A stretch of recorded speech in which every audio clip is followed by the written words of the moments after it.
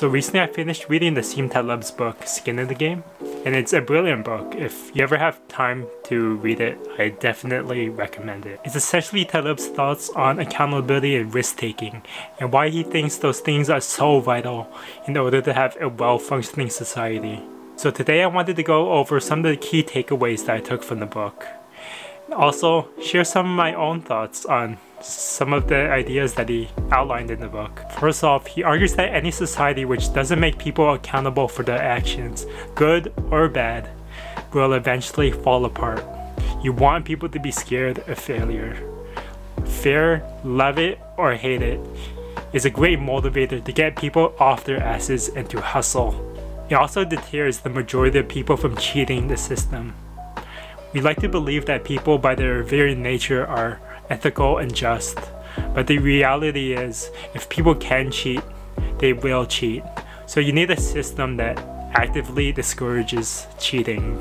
And in my experience, this is absolutely true. If you think about it, maybe at a smaller scale, say you're at work and your manager isn't around, you're more likely to relax a little bit, take it easy, or maybe not even work during that period.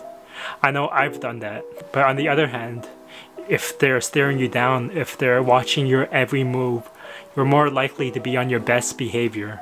And this is because if they catch you slipping, they might write you up or maybe even fire you. So this is an example of how the systems that we live in and the risks we take on can affect our behavior. Another idea that Nassim talks about is this phenomenon he calls the Lindy effect. And without going into too much detail about how he came up with that name, the basic idea is this.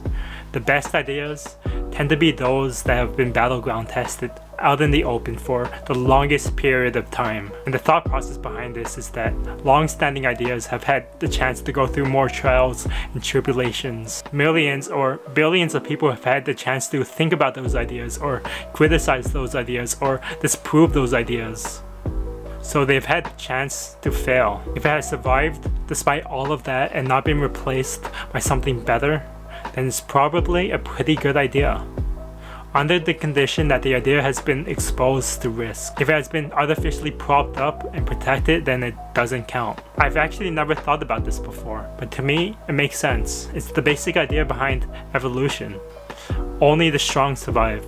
Survival of the fittest. So if, despite all of the crap that gets thrown at the idea, if it survives, there's only really two explanations. Either people are irrational, which is totally possible, or it's a pretty good idea. And I want to leave you with one last idea that I took away from the book, which Nassim appropriately calls how to legally own someone. So we've talked about us ourselves taking on risk, but what if somebody else had control over the risk that we take on? They would have a lot of control over us.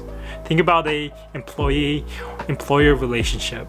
The employer has a lot of control over the livelihood of the employee, and because of that, they can make them do whatever they want legally. And this is what is commonly referred to as the principal-agent problem. For one person, the agent has complete control over the outcome of another person, the principal. And this is bad. You don't want another person to have complete control over another. So what's the solution? A naive solution would be to ask everyone to just own their own risk. And in the real world, this translates to everybody just fend for themselves. No collaboration ever. And for very obvious reasons, this doesn't work. We are social creatures. We need to interact with other people.